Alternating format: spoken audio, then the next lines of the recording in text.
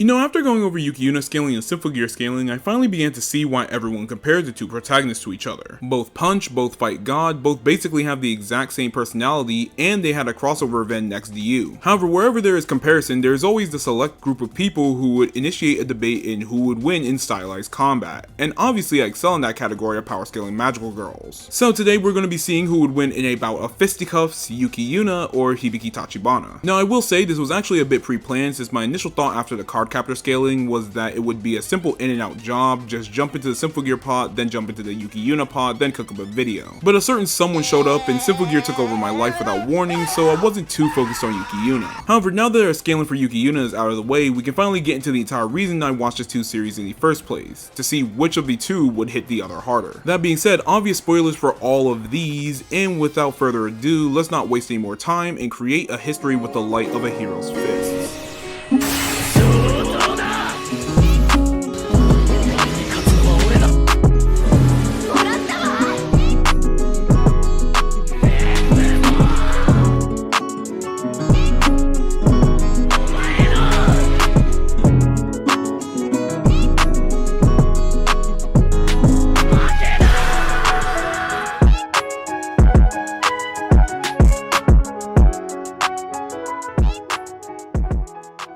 I'll start off with Yuki Yuna first, since her scaling is fresh in my mind. Yuki Yuna's scaling is pretty consistent to bounce off of due to the reasons I mentioned in the Yuki Yuna video regarding the characters fighting literally these same enemies with every iteration of heroes. That being said, Yuki Yuna's strength is pretty easy to calc, mainly because of the fact that we end up getting some sort of reference as to what the heroes are capable of based on the vertex they fight. An example would be the Scorpion Vertex, a vertex that was stated in the Nowayu light novel to have the ability to tank 5 Mankai heroes' attacks without issue, with Takashima Yuna's strength already being stated to be comparable to nuclear weapons in Mankai. Though Yuna would receive a power-up from the Fairy Shootin' Doji, a trump card among trump cards as Nogi Wakaba would put it, that would give her at least 5 Mankai's worth of a power-up. And Washi would be able to blow off the stinger from a stronger version of the Scorpion Vertex in Yu Yu Yu. So scaling Yuki Yuna from other characters really isn't that hard, but it's primarily the numbers that's a bit tricky. Thankfully, Yuki Yuna provides multiple feats and statements with the other heroes that actually show off her power, as she's not only able to punch through a moon-sized vertex soul before the time limit on Mankai ends, but she's also able to punch through a fireball from the Leo Vertex that threatened to destroy the Shinju, all without being a Mitsugata, with the Leo Vertex being a vertex above all others and stated to be the strongest vertex. As for reference or exactly how strong this vertex would be, despite Chikage and Wakaba both being able to use Mankai and attacking at once, the starters didn't believe for them to be much of a threat to the Leo Vertex and just continued to fuse with it. However, this would just go to show how much stronger a Yuna would be, as Takashima, when using Shootin' Doji, drew the attention of the Stardust to her, implying that she had the potential to be strong enough to destroy the Leo, which we get further clarification when she does fight the Leo Vertex by herself at the end of the Nowayu adaptation in the anime, though this is a Takashima who is destroying her own body while using Shootin' Doji. This feat is a little weird to go over, mainly because of the fact that this feat specifically happened during the Great Mankai chapter of the Yu Yu Yu anime, which speedruns the Nowayu material as well as gives us some differing material. However, I feel that the feats here are still somewhat consistent with the source material, as even Sonoko would be able to defeat all 20 Vertex at the same time, though it took her 10 plus Mankais to do it. On top of this, the only feat contradicting it is Takashima's first encounter with the Leo Vertex in the light novel and manga, where she wasn't at peak performance after just getting out of the hospital from first using Shootin' Doji. So it isn't illogical to think that a prime Takashima Yuna would be able to scrap with a Leo Vertex by herself, especially with the Stardust reaction to her, on top of having Washi also being able to defeat this Leo Vertex by herself, with the Leo Vertex being able to create an attack that was described to be larger than the sun at the end of Nowayu with the other vertexes, causing the world of flames in the first place. However, this would be a Yuki Yuna that would just rush through the Leo's attack and hit his soul with a regular Mankai before being turned into a Mitsugata and being imbued with divine power and enhanced stats. And to think this may be a bit weird to scale Yuki Yuna to Takashima Yuna just because they look the same or they have the same divine power, not only would Yuki Yuna get the buff of inherently being a Mitsugata and having higher stats, but Takashima Yuna would also later state that the Shinju itself thinks of the two as indistinguishable, meaning the two are at the very least implied to be relative to each other. However, Yuna would end up receiving a much stronger amp with upgrades to the hero system in addition to the Great Mankai transformation. With the Great Mankai, Yuna is able to far eclipse the other heroes, as even Karin, someone who was able to solo 4 vertexes with consecutive Mankai, struggled to even get a single scratch on the Heavenly Gods, even with Sonoko, with both of them completely using a Mankai to land one attack by blasting through a fireball. Yuna, after achieving his power, power would go to completely overpower the heavenly gods, destroying them with a single punch while using the power of the Shinju to not only destroy the gods, but also erasing the entire world of flames outside the Shinju's barrier, with the world of flames being stated that it was a result of the heavenly gods twisting the logic of the world by Hinata after Leo Vertex's destruction. In reference to any sort of speed scaling, Yuna's speed is relative to Washi's in her Mankai, which has primarily been counted to be Mach 291 with her traveling to the moon-sized soul feet, with Sonoko also being relative to a prior Washi and was already around a lightning timer with her fairy. However, going off of the Wasiu light novels, it's much more clear that the Wasiu heroes are around light speed or faster than light, since Gin was able to parry bullets of light and Washi in her Mankai is able to intercept beams of light from the Leo Vertex and blatantly overpower them. In addition, in the anime adaptation of Noayu, Takashima is able to react and brace for lightning while using Shuten Doji, so it's pretty safe to say that she should be at the very least a lightning timer, but it is much more consistent to put her at around light speed, considering that the same man that worked on the Wasiu light novel also worked on the Wasiu chapters themselves. More importantly, her hacks are where the heroes really shine, with their fairies being able to spawn at any time to save them from any attack, as they are derivative from the Shinju, as well as being able to save them from not just attacks but also any life-threatening situations, such as Washi figuring out that the fairies can save her from overdose or carbon monoxide poisoning, so any form of harm that comes towards the heroes can be blocked by the fairies. With these fairies also having durability strong enough to allow characters to survive inside of black holes, such as when Yuki Yuna dives into a black hole to save Washi. In addition, her great Mankai allows her to use the power of the other heroes, including fallen ones like Gin, as well as also having the ability to utilize the Yuna factor, a curse that allows her to destroy anything that is considered heavenly.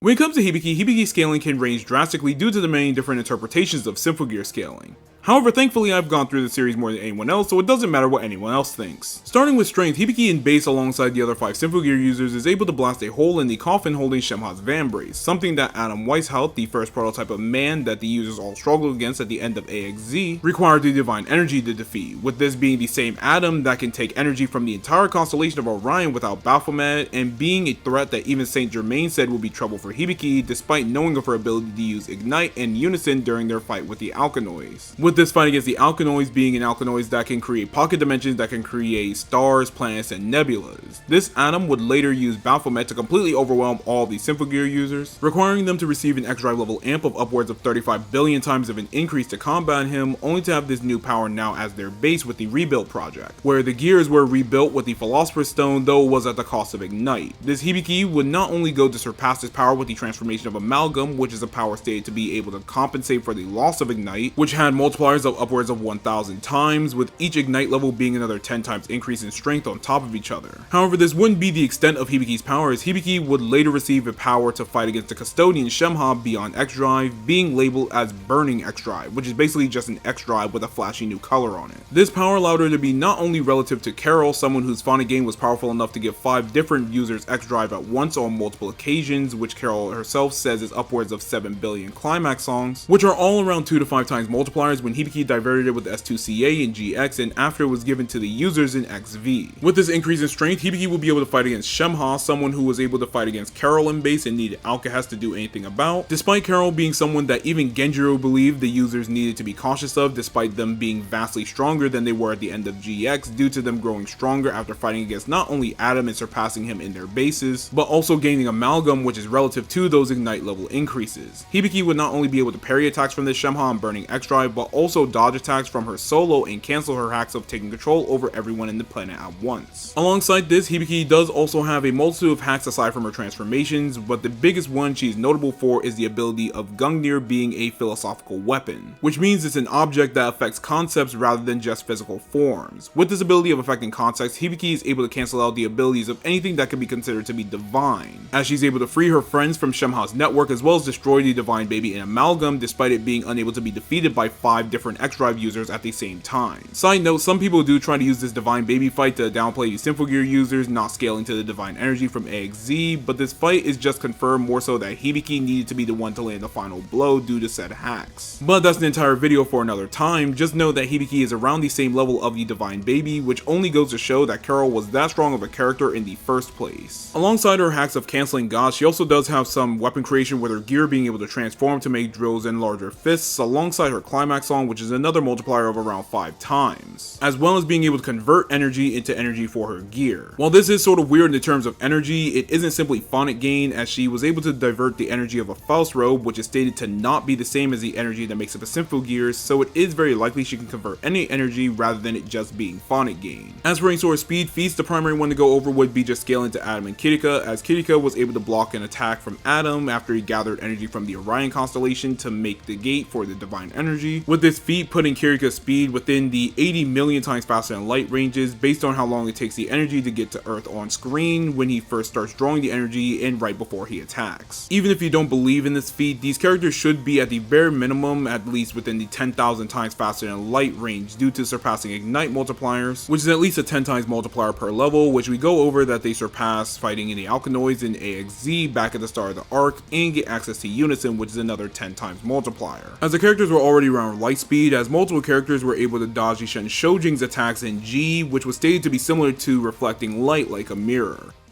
Now that we've gone over these two, who exactly would win between these soldiers for justice? It's Hibiki. While you can argue that Yuki Yuna does have a higher AP stat with her Great Mankai form without just adding a multiplier onto Hibiki's numbers to make it even, the thing about this is that Hibiki sort of has everything else. For the clearly obvious one first, Gungnir is stated to be a philosophical armament, one that cancels out the power of anything that can be considered divine. We're told about how this being the way philosophical armaments work through Farah, someone who had the ability of Sword Break, which shatters anything that can be considered a sword, which ranges from regular swords and blades like Tsubasa swords and Maria's blades with a Gotlam, but even state of mind, such as when Tsubasa actually takes visibly more damage during her third bout with Farah after stating that her body was a blade. However, this ability does also work on characters that are just blatantly stronger than her, like the Divine Weapon, but also Shemha, two beings that are clearly stronger than her at their respective points in the story. Sure, Yuki Yuna does have the Yuna factor, which is a curse to anything that's heavenly, but Hibiki isn't heavenly. But she is. So even with a higher AP, if Hibiki is able to utilize Gungnir, then Yuki Yuna is just going to get goofied on, since Yuki Yuna inherently has divine amps with not only the Great Mankai, but also with being a Mitsugata being stated to have divine power in it, in addition to the fairies that are derivative of the Shinju. So this then becomes a battle involving speed. But is Yuki Yuna faster than Hibiki? No, she's not. When it comes to actual speed feats, Yuki Yuna is actually very slow compared to Hibiki. Even if we take away the multipliers, Yuki Yuna has not shown any feats close to the Kirika feat, which is surprising considering that she has an amp that lets her overwrite the entire world of flames with a single punch. Even scaling from the Wasuyu light novel and using feats in Noayu, it doesn't put her as fast as Hibiki, as barely scraping over faster than light is not close to 80 million times faster than light. So while Yuki Yuna is a bit stronger, she gets cancelled out and punched out by Hibiki. It is very likely that the Great Mankai form does make Yuna much faster, and I'd like to believe that, but we have no exact range as to how fast it would make her, since unlike the transformation techniques like Climax Songs, Ignite, Amalgam, and X-Drive, this transformation isn't really a multiplier as she just obtains the power of the gods from the Shinju, and she shows no speed feats whatsoever in this form aside from flying straight up into the air. Even with the multitude of hacks Yuna has, all of these hacks that she could potentially have access to, even from the other heroes, all stem from the Shinju and are considered blessings. And even Yuki giving the power to transform into the Great Mankai form to Yuna is even further proof of this. So if Hibiki is able to intercept them and tag her, she basically wins on the spot. This is also really funny considering the fact that I'm just realizing this as I'm going over this script and reading it, but whenever any of the heroes do go Mankai, the energy comes from the roots of the Shinju and actually transforms them. Meaning that if Hibiki can ever use the S2CA, she's able to just take the energy from the Divine Tree and then use it herself. Even if it is considered divine energy, Hibiki was able to transform into the divine monster in the first place while still connected to Gungnir. So it is also very possible that she can just stop her from using regular Mankai in the first place, let alone Great Mankai. Now that I look at it, this fight is a bit unfair, because despite having a character that can overpower the gods that control their universe through their strength, that character is up against a character whose specialty is literally killing gods. Assuming we even go over their weaker forms, Yuna with literally any transformation aside from Great Mankai gets rolled by base Hibiki, as the only feats the Yushabu have are scaling to a Leo vertex that could rend the world in flames after combining all of the energy from all the other vertexes with a star that's supposedly larger than the sun, and Kani and Sonoko being able to leave a single mark on the heavenly gods after using up their upgraded Mankais. Even though Gin was someone who could take 3 vertex at once without a fairy or any sort of Mankai, and Sonoko was able to fight 21 different vertex including the Leo vertex at once, it doesn't really compare to, oh, the Nephilim will burn up of the entire planet if it gets too close to it during the second arc. Or, oh look out, Carol's energy is equivalent to a small star after burning up all of her memories to fight against 6 X-Drive users. Thank you for watching. I appreciate the love for both Symphogear and Yuki Yuna, as both of these series are actually pretty dope. I know it seems kinda biased considering that I've outwardly expressed my joy towards Symphogear, but it's the equivalent of having Superman fight against a character whose exact ability is if you fight against Superman, the entire universe becomes made of kryptonite, you automatically win. So like I said, the more I look at it, the more unfair it becomes. However, I was like 70% through the script when I realized it, but having the two fight was something that fans of both series wanted to go over. By the time this video drops, I'd like to believe it will be around Christmas time. When I was writing and fine-tuning the script, it was like November 6th, so if it isn't, I'm going to be livid. So go ahead and spend time with your families or whatever, but with that being said and us finally getting you out of the way, it took way too long for me to get through this show, I swear to God. Be sure to like and subscribe if you enjoyed, or if you thought my takes were god awful, leave a fat dislike and tell me why I'm a stinky poo-poo head in the comments, and as always, ciao.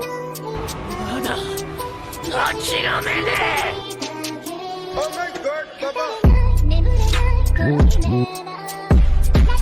ここで限界を超えろ。それしか道はねえ。俺たち金色の夜明け団だ。クローバー王国最強の魔法騎士団だ。